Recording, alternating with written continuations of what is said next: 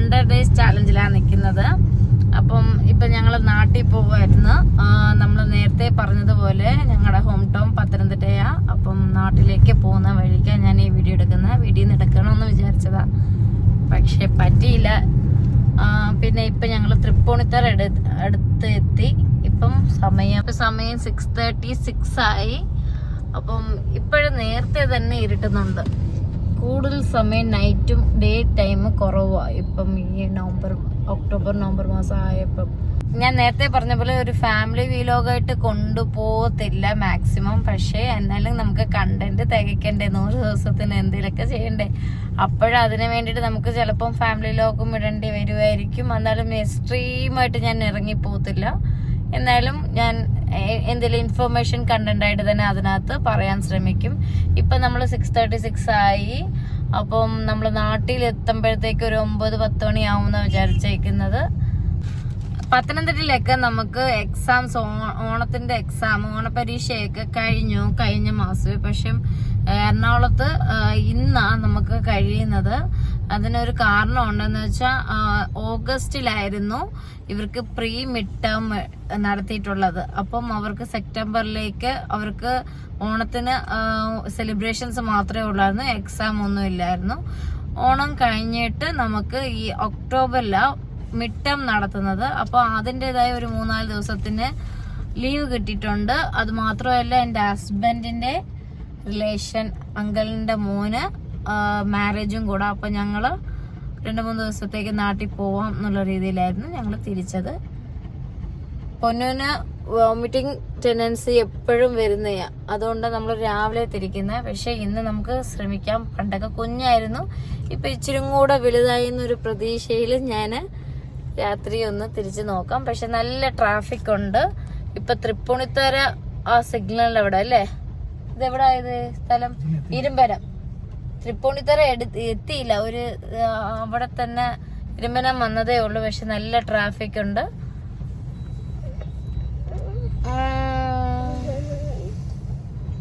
Hi, say hi. Hi പൊന്നു, അന്ന് നീ എൻ്റെ അടുത്ത് പറഞ്ഞില്ലായിരുന്നോ പൊന്നു, ABCD അല്ല പറയണ്ട, ആ ബാ അങ്ങനെ പറയണ്ടെന്ന്. അതെങ്ങനാന്നൊന്ന് പറഞ്ഞു തരാമോ? കുഴപ്പമില്ല, ഉള്ളത് വെച്ച് പറഞ്ഞു തന്നാ മതി. പറയാമോ?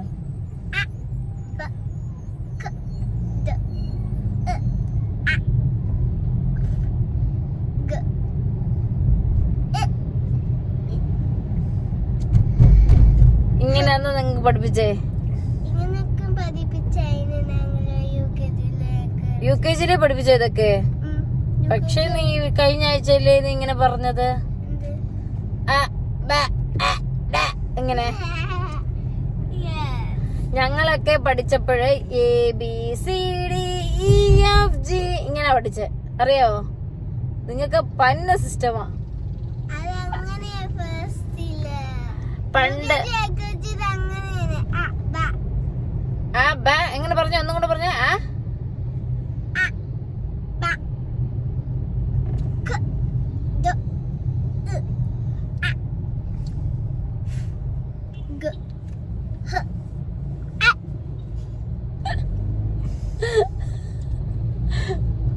ബ്രൂവിനെ നീ പഠിച്ചപ്പോ ഇതൊക്കെ ഉണ്ടായിരുന്നവരുണ്ടേ.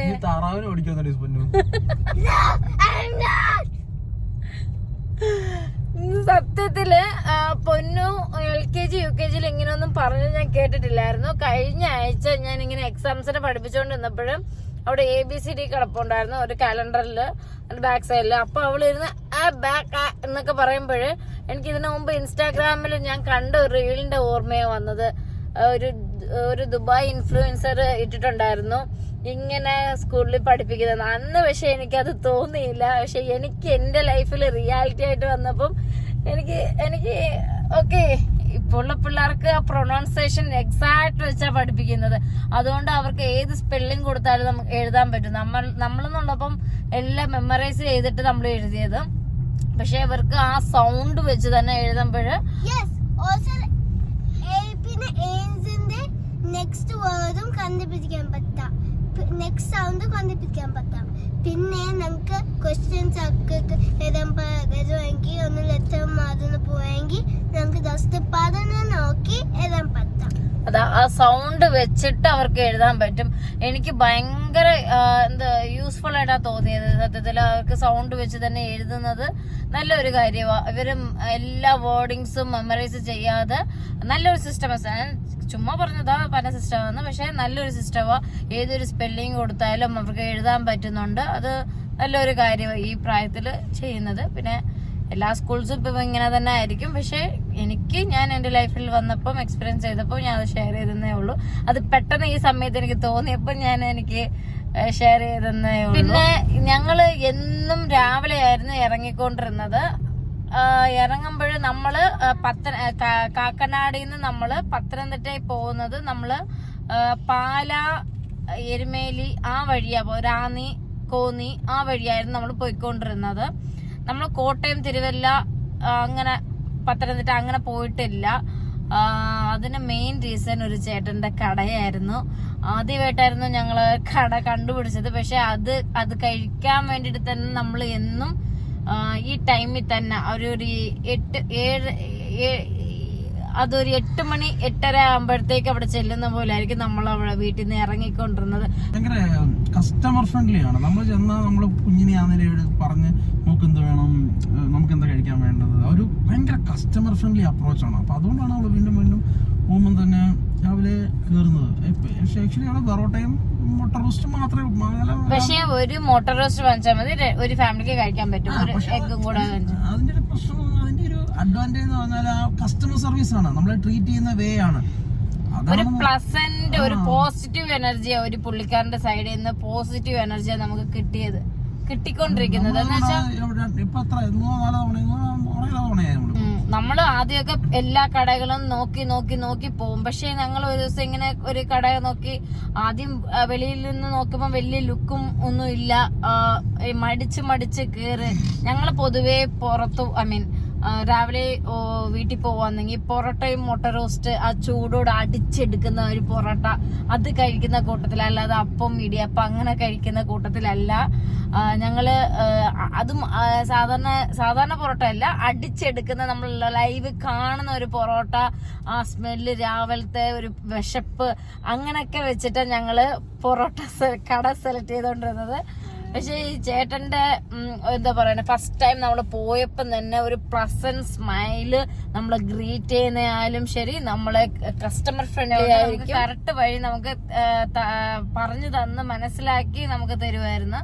അപ്പം മെയിൻ റീസൺ ഫുഡ് മാത്രമല്ല, ഒരാളുടെ അപ്രോച്ചും കൂടെ നമ്മുടെ മനസ്സിലങ്ങ് സ്ഥാനം പിടിച്ചടക്കുന്നത്. പിന്നെ അതുകൊണ്ട് തന്നെ പിന്നെയുള്ള എല്ലാ യാത്രയിലും ഞങ്ങളുടെ ഒരു ഫുഡ് സ്പോട്ടായിട്ട് മാറിയത് ചേട്ടന്റെ കട തന്നെ ആയിരുന്നു. അമ്മ എനിക്ക് കേൾക്കുമ്പോ എനിക്ക് വിശക്കുന്നു. കട എന്തായാലും ഇപ്പൊ നമ്മള് ആ വഴിയല്ല പോകുന്നത്, വേറെ എന്തെങ്കിലും കടയിൽ പോയി കഴിക്കാം.